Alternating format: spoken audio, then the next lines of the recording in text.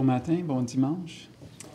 Je vous salue de la part de l'Église réformée baptiste de Montréal, où est-ce que je suis stagiaire. Ça me fait vraiment plaisir d'avoir cette opportunité de vous apporter la parole ce matin. Et tout chrétien qui comprend l'importance de la révélation de Dieu comprendra l'importance de lire et de méditer la Bible. Mais soyons honnêtes, n'est-ce pas qu'on est souvent tenté de lire ou écouter quelque chose d'autre quand nous avons mis du temps de côté pour la parole? Il y a 200 ans, en Occident, les livres coûtaient cher. Le chrétien moyen n'avait pas d'accès facile à un grand nombre de livres. Peut-être qu'on est tenté à croire que si on avait moins de distractions aujourd'hui, Internet, journaux, qu'on serait plus porté à lire la Bible. Vous voyez devant vous un homme qui se demande souvent ces questions.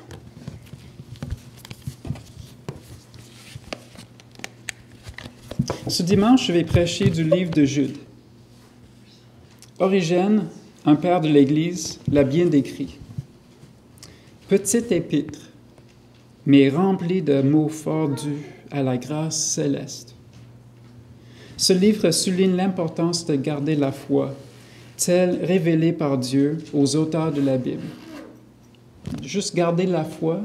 Non, en fait, il nous demande de combattre pour la foi.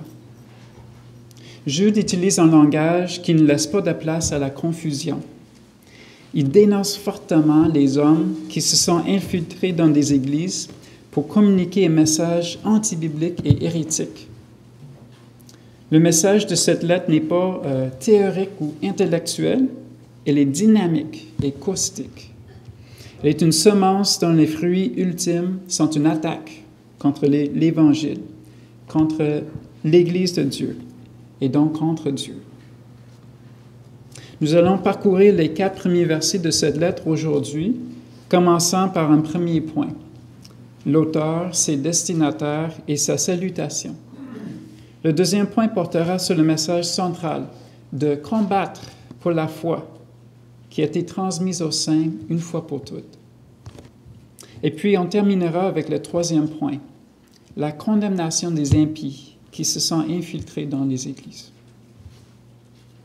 Lisons ensemble le livre de Jude au complet. Donc, veuillez tourner avec moi dans Jude.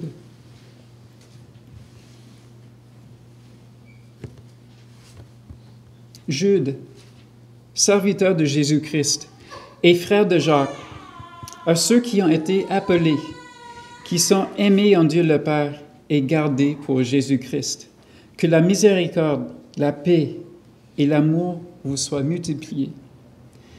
Bien-aimés, alors que je désirais vivement vous écrire au sujet de notre salut commun, je me suis senti obligé de vous envoyer cette lettre pour vous exhorter à combattre pour la foi qui a été transmise aux saints une fois pour toutes.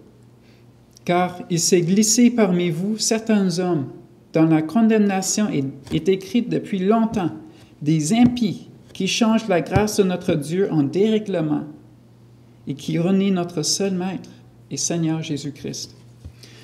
Je veux vous rappeler, à vous qui savez fort bien toutes ces choses, que le Seigneur, après avoir sauvé le peuple et l'avoir tiré du pays d'Égypte, fit ensuite périr les incrédules, qu'il a réservé pour le jugement du grand jour, enchaînés éternellement par les ténèbres, les anges qui n'ont pas gardé leur dignité, mais qui ont abandonné leur propre demeure. Que Sodome et Gomorrhe et les villes voisines, qui se livraient comme eux à la débauche et à des vices contre nature, sont donnés en exemple, subissant la peine d'un feu éternel. Malgré cela, ces hommes aussi, entraînés par leur rêverie, souillent pareillement leur chair, méprisant l'autorité et injurient les gloires. Or, l'archange Michel, lorsqu'il contestait avec le diable et lui disputait le corps de Moïse, n'osa pas porter contre lui un jugement injurieux, mais il dit que le Seigneur te réprime. Eux, au contraire, ils parlent d'une manière injurieuse de ceux qu'ils ignorent, et ils se corrompent dans ceux qu'ils savent naturellement comme les brutes. Malheur à eux, car ils ont suivi la voie de Caïn. Ils se sont jetés pour un salaire dans l'égarement de Balaam. Ils se sont perdus par la révolte de Corée. Ce sont des écueils dans vos agapes, faisant impudemment bonne chair, se repaisant eux-mêmes. Ce sont des nuées sans eau, poussées par les vents, des arbres d'automne sans fruits, 2 fois morts, déracinés, des vagues furieuses de la mer, rejetant l'écume de leurs impuretés, des astres errants, auxquels l'obscurité des ténèbres est réservée pour l'éternité. C'est aussi pour eux qu'Enoch, le 7e depuis Adam, a prophétisé en ces termes. « Voici le Seigneur est venu avec ses saintes myriades pour exercer un jugement contre tous et pour faire rendre compte à tous les impies parmi eux de tous les actes d'impiété qu'ils ont commis et de toutes les paroles injurieuses qu'ont proférées contre lui des pécheurs impies. Ce sont des gens qui murmurent, qui se plaignent de leur sort, qui marchent selon leur convoitise, qui ont la bouche des paroles hautaines, qui admirent les personnes par motif d'intérêt. Mais vous, bien-aimés, souvenez-vous des choses annoncées d'avance par les apôtres de notre Seigneur Jésus-Christ. Il vous disait que dans les derniers temps, il y aurait des moqueurs, marchant selon leur convoitise impie. Ce sont ceux qui provoquent des divisions, hommes sensuels n'ayant pas l'esprit. Pour vous, bien-aimés, vous édifiant vous-même sur votre très sainte foi et priant par le Saint-Esprit, maintenez-vous dans l'amour de Dieu, en attendant la miséricorde de notre Seigneur Jésus-Christ pour la vie éternelle. Reprenez les uns ceux qui contestent, sauvez-en d'autres en les arrachant du feu. Et pour d'autres encore, ayez une pitié mêlée de crainte, haïssant jusqu'à la tunique souillée par la chair. Ô à celui qui peut vous préserver de toute chute et vous faire paraître devant sa gloire irréprochable et dans l'allégresse, à Dieu seul notre Seigneur, Sauveur, par Jésus-Christ notre Seigneur, soit gloire, majesté, force et puissance, dès avant tous les temps et maintenant et dans tous les siècles. Amen. Que Dieu bénisse la lecture de sa parole. Nous allons prier. Seigneur, nous lisons dans ta parole, dans les psaumes, que la loi de l'Éternel est parfaite. Elle restaure l'âme. Que le témoignage de l'Éternel est véritable. Il rend sage l'ignorant. Seigneur, par ta grâce, nous qui te connaissons, nous ne sommes pas tout à fait dans l'ignorance, mais nous ne connaissons pas toutes. On te prie ce matin de nous ouvrir nos yeux, nos cœurs, pour que nous puissions comprendre ce que tu as à nous dire ce matin, que nous puissions appliquer cela à nos cœurs pour le bien de nos âmes, Seigneur, pour le bien de ceux qui nous entourent, qui ne te connaissent pas, et nous te prions surtout de nous aider, Seigneur, à comprendre, appliquer ta parole pour ta gloire. Amen. Au verset 1, nous lisons « Jude, serviteur de Jésus-Christ et frère de Jacques, à ceux qui ont été appelés, qui sont aimés en Dieu le Père et gardés pour Jésus-Christ. » Le livre de Jude est une lettre écrite probablement entre 60 et 80 ans après Jésus-Christ. On a une courte et modeste description de l'auteur. Le Nouveau Testament nomme quelques Judes. Un processus de déduction révèle que l'auteur de cette lettre s'agit de Jude, le frère de Jésus. Non, pas un frère au sens spirituel, mais physique, vraiment son frère. C'est ce fait qui révèle la piété et le sérieux de cet homme. Jude, frère du Messie, a été, selon la tradition, le premier évêque de Jérusalem. Jude avait de quoi se vanter pour impressionner les destinataires de la lettre. Mais cet homme fait appel plutôt à son autorité spirituelle, s'identifiant tout simplement comme serviteur de Jésus-Christ et frère de Jacques. Nous lisons ensuite à ceux qui ont été appelés, qui sont aimés en Dieu le Père et gardés pour Jésus-Christ. Maintenant, une question un peu compliquée. À qui est-ce que Jude écrit cette lettre? Le style du grec de l'auteur, ainsi que les citations de l'Ancien Testament et d'un écrit extra-biblique, nous révèlent une forte influence sémitique, juive. À ces indices s'ajoutent les thèmes anti-païens du livre. On peut donc proposer que les destinataires s'agissent d'un ou des groupes, ou plutôt d'églises judéo-chrétiennes, en un milieu païen. Donc, autrement dit, des gens venant d'Israël qui habitaient à l'extérieur d'Israël, mettons en Asie mineure, peut-être dans un pays comme la Macédoine d'aujourd'hui, on ne sait pas exactement. Mais c'était à ces églises-là que Jude écrivait cette lettre. La troisième partie du premier point s'agit de la salutation. Mais avant de la lire, je propose que la salutation commence au dernier point, à la description des destinataires. Si le pasteur d'une autre église vous écrivait une lettre et vous décrivez de la même manière, vous seriez frappé, je pense, par ces belles mots encourageants.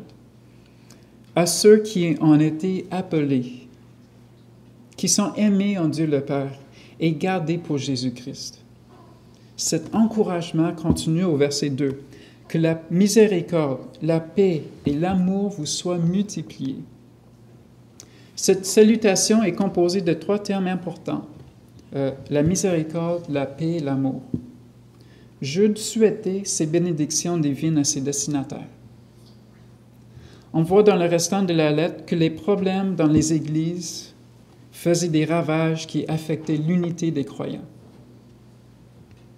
On voit dans le sens de la phrase un autre thème, qui est une prière à Dieu, le suppliant à garantir le rétablissement de la santé spirituelle dans ces églises. Mais ce ton encourageant devient un ton sérieux au verset suivant. À cause des problèmes dans ces églises, Jude passe 75% de la lettre à dénoncer ouvertement les assistants impies et pervertis. Dans cette série de sermons, dans le restant du livre, on pourrait dire, Jude traite les problèmes avec un ton sévère, mais qui est tout à fait justifié. Mais à la fin du livre, la grâce de Dieu est évoquée, et Jude finira son livre avec d'autres mots encourageants. Ce livre révèle que Dieu nous soutient dans notre combat continuel pour la foi qui a été transmise aux saints une fois pour toutes. On a vu que Jude a écrit sa lettre à une ou des églises dans une autre partie du monde, et ça, il y a 2000 ans. Il faut donc se demander quel est le rapport, quelle est l'application pour nous aujourd'hui. Est-ce qu'on peut vraiment dire que Dieu a voulu qu'on applique cette lettre au Québec en 2013? Et je sais que vous savez que je vais dire oui, ça s'applique à nous aujourd'hui, mais il faut pourtant préciser l'application qu'il y a pour nous. Mais commençons par le positif. Le chrétien peut être craintif face aux prières. Il sait qu'il s'adresse au Créateur tout-puissant. Il sait que Dieu s'attend à ce qu'on le serve, qu'on le loue, qu'on lui consacre toute notre vie. Face à cette réalité, est-ce que le chrétien a le droit d'être à la recherche de son épanouissement, de la joie ici-bas? Les Écritures nous montrent que la réponse est clairement oui. Qu'en fait, il n'y a pas de dichotomie entre les attentes de Dieu pour nous et notre joie. En fait, les deux sont interliés. La Bible nous révèle que Dieu veut que nous soyons dans la joie ultime qui se trouve en lui. Nous lisons dans Jean 15, 11, « Je vous ai dit ces choses afin que ma joie soit en vous et que votre joie soit parfaite. » Jude écrit cette lettre pour garantir la joie dans le corps de Christ. Notre joie, c'est une compréhension et une application, selon Dieu, de sa parole. Maintenant, pour le côté négatif. Nous verrons dans d'autres prédications, j'ai écrit ça, excuse pour mon Église, si je reviens, on verrait dans d'autres prédications l'ampleur du mal auquel les destinataires de Jude faisaient face. Le péché qui occasionnait sa lettre avait certaines caractéristiques graves. On peut donc se demander, est-ce que notre Église, votre Église, fait face à des dangers dus au péché? Eh bien, tout homme ou femme qui réfléchit un peu se rendra compte que lui ou elle commet des péchés à tous les jours. Il existe en tout homme le potentiel de créer des ravages dans l'Église. Ou pour faire un lien plus exact avec notre texte, tous les chrétiens ont le potentiel de fermer les yeux face au péché, de laisser le péché créer des ravages dans l'Église. Donc oui, la lettre de Jude s'adresse également, dans ce deuxième sens, à nous aujourd'hui, ce que nous allons voir plus dans les deux autres points du sermon.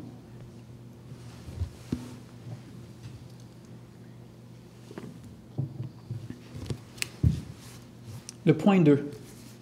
Donc, nous venons de voir dans le livre de Jude qui est l'auteur, qui sont les destinataires, quelle est la salutation. Le deuxième point du sermon s'agit du message central de toute la lettre de Jude, l'exhortation à combattre pour la foi.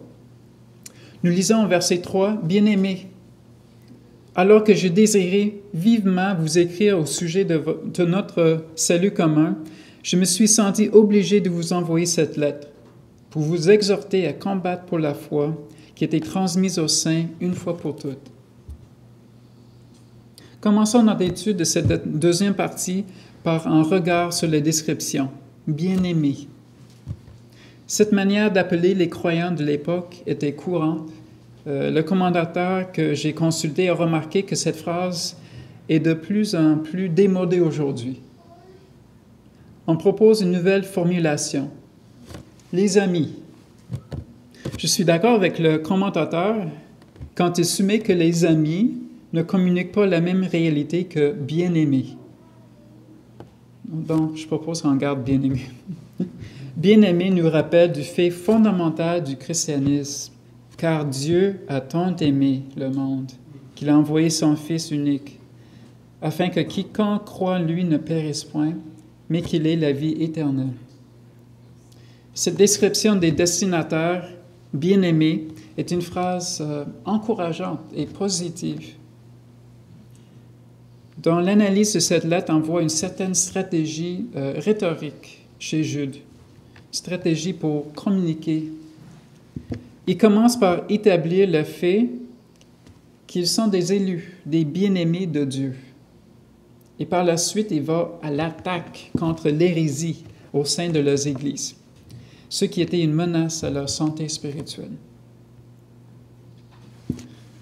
On lit ensuite, « Alors que je désirais vivement vous écrire au sujet de notre salut commun. » Alors que.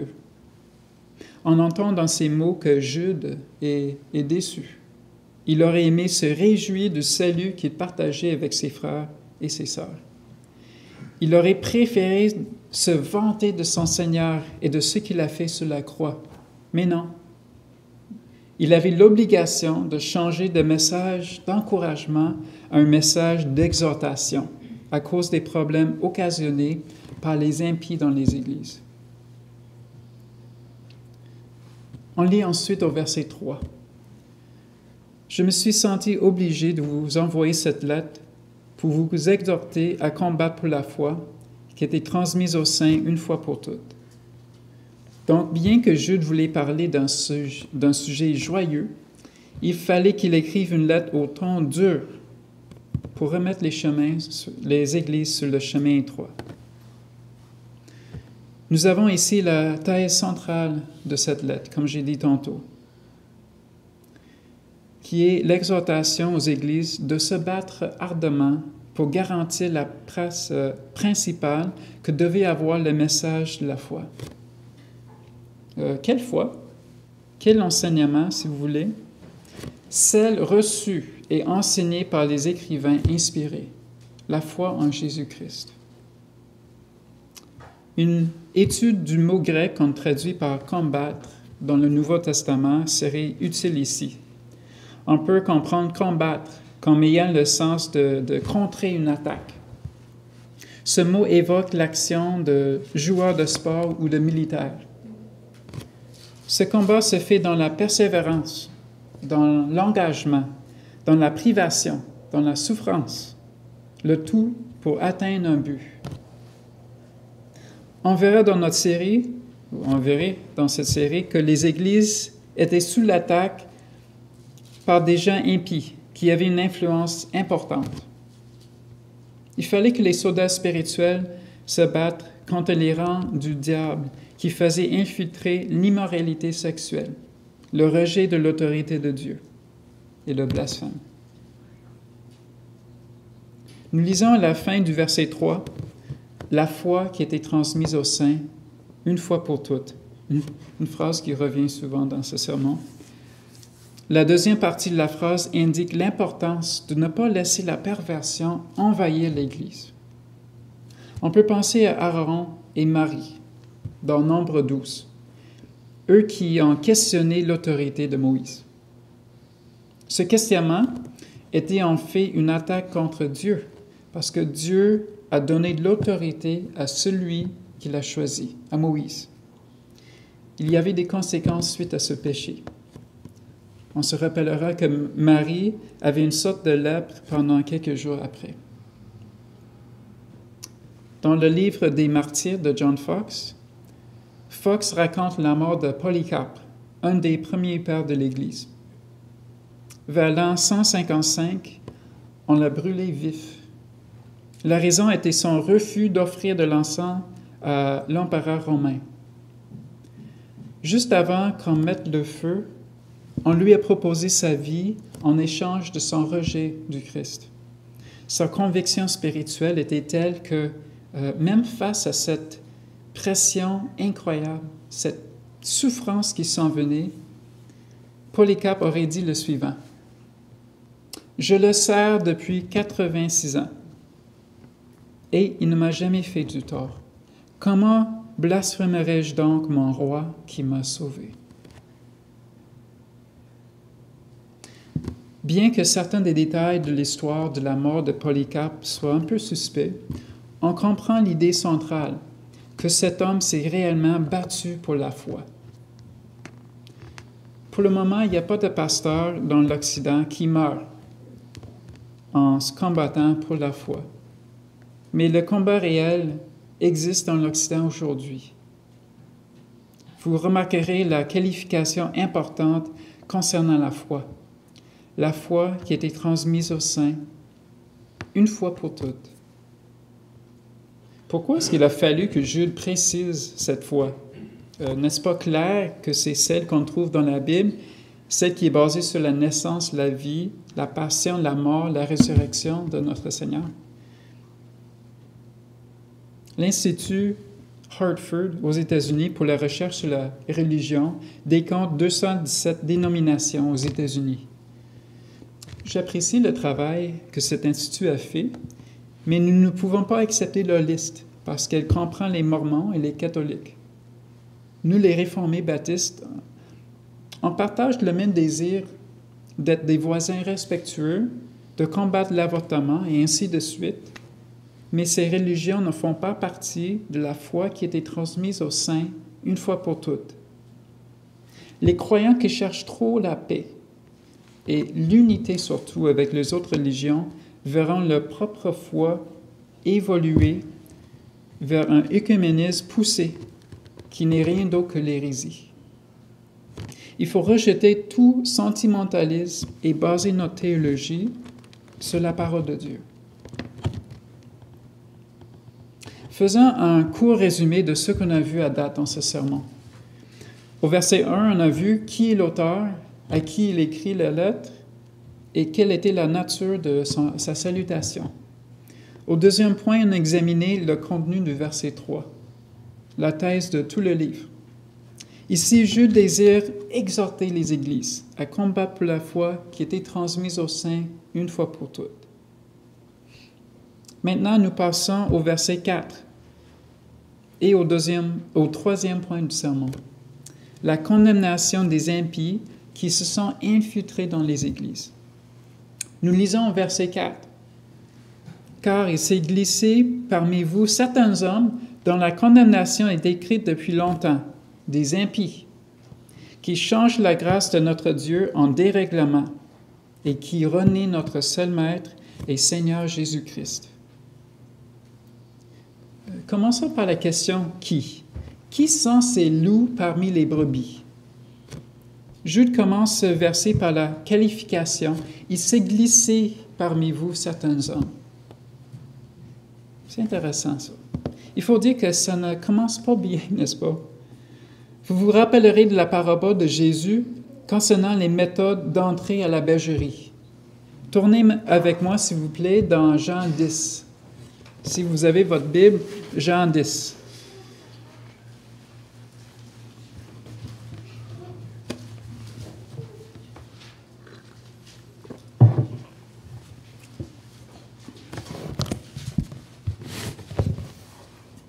Lisons les versets 1 à 2. Jean 10, 1 à 2.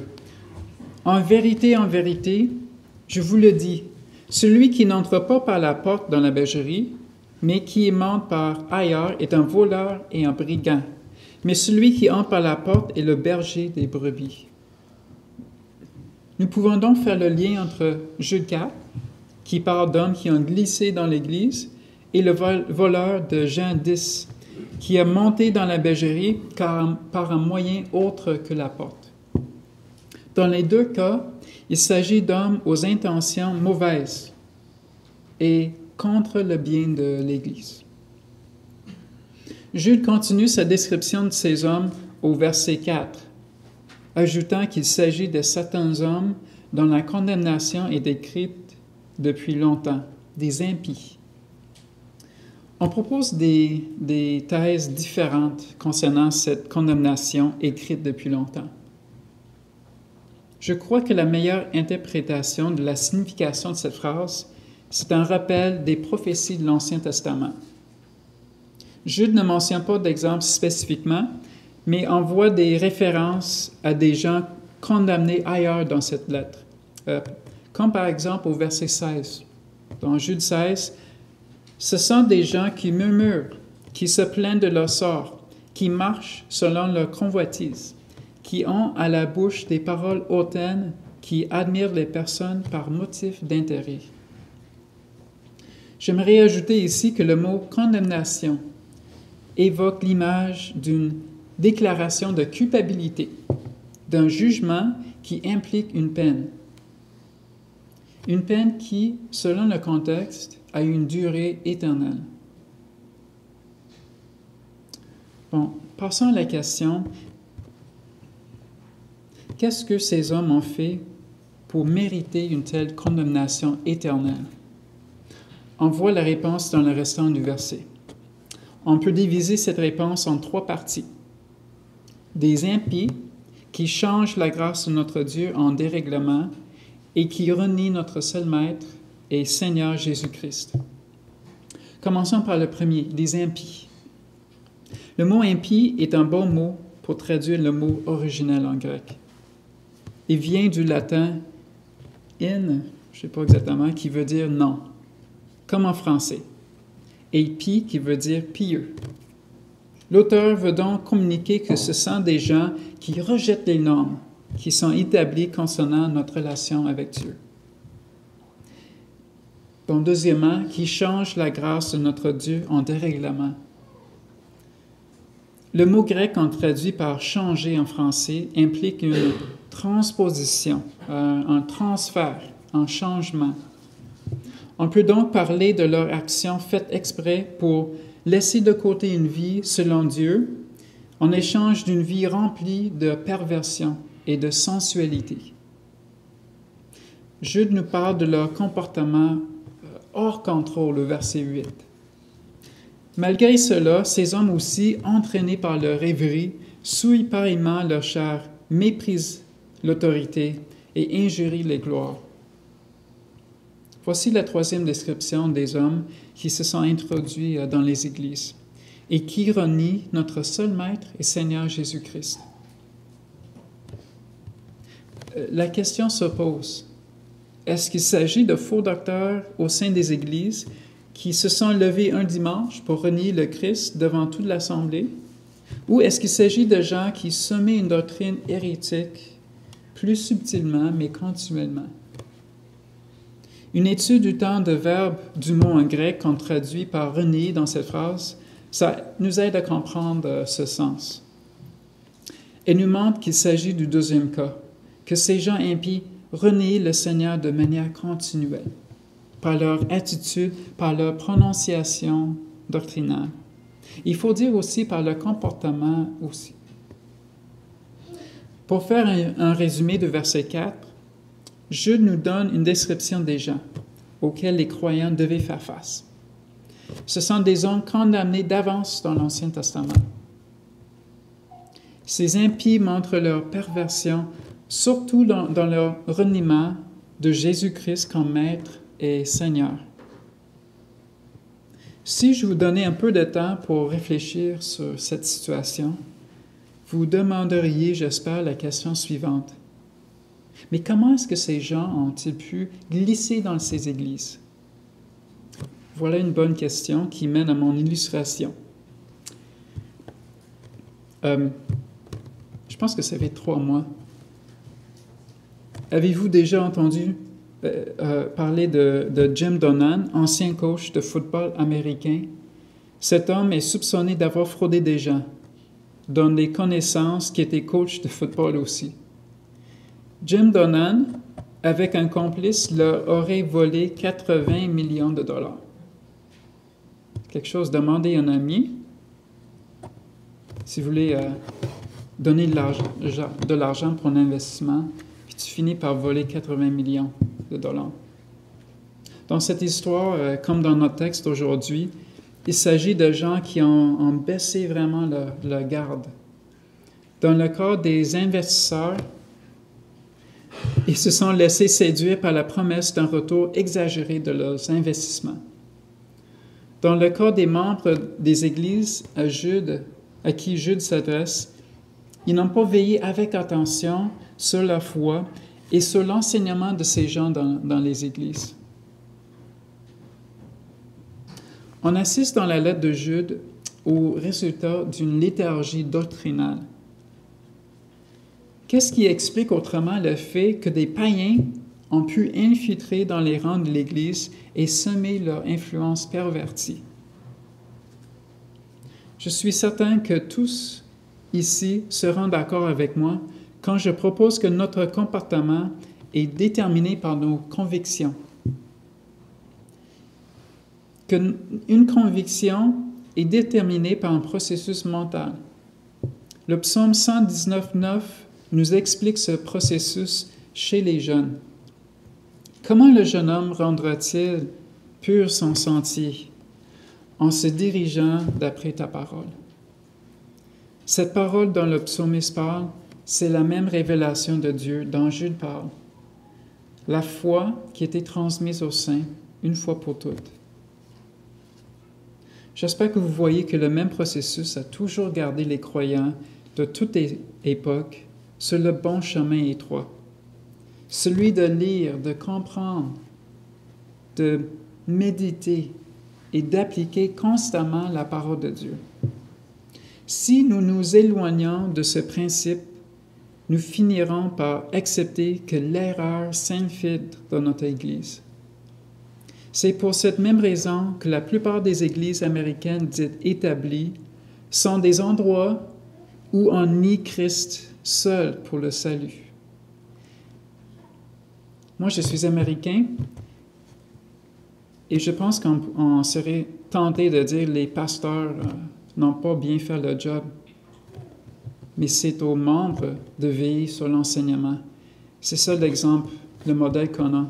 Par exemple, dans Acte 17, les Béréens qui ont entendu l'enseignement de Paul, ils n'ont pas accepté tout de suite, sont allés vérifier dans les Écritures pour voir si c'était exact ce que Paul avait enseigné. Nous sommes appelés à faire de la même manière. Le Seigneur nous appelle à persévérer dans la sanctification, ce processus de devenir de plus en plus comme Christ. Ce progrès a comme fondation le travail du Saint-Esprit avec la lecture de la Bible. J'ai quelques mots à ajouter comme guise de conclusion. Premièrement, j'aimerais vous rappeler des grandes lignes du sermon d'aujourd'hui. Que Jude, le frère de Christ et un leader important de l'Église primitive, a écrit cette lettre pour avertir des frères et sœurs spirituels. Qu'est-ce qu'il voyait qu'il a fait qu'il a écrit des mots avec tant d'émotion et même de sévérité? Eh bien, Jude savait qu'un certain nombre d'hommes envahissaient des églises. Des gens qui étaient contre la foi biblique, des gens pervertis, des impies, bref, des antichrists. Jude exhorte ses destinataires vers la persévérance dans le combat pour la foi qui était transmise aux saints une fois pour toutes. Son message était sévère, mais il contient en même temps des indices encourageants. On voit cela au verset 1 à 2, lorsque Jude dit que ses destinataires et nous, donc on pourrait dire nous-mêmes, sont ceux qui ont été appelés, qui sont aimés en Dieu le Père et gardés pour Jésus-Christ. Le message de Jude s'applique à toutes les assemblées chrétiennes de toutes les époques. Qu'il faut que les chrétiens soient toujours alertes et en train d'analyser ce qui se passe dans l'Église. Puisqu'on habite dans un monde déchu, il est inévitable que le corps de Christ fasse face à de l'hérésie et de la perversion qui cherchent à s'y infiltrer. Mais les croyants peuvent avoir la paix, sachant que le Christ garantit la continuation de son Église. Soyons donc une Église qui connaît premièrement la foi biblique, qui l'enseigne, qui veille sur tout ce qui peut causer un dérapage. Appuyons-nous sur notre Maître et Seigneur Jésus-Christ, lui qui est le chef et le consommateur de la foi. Amen.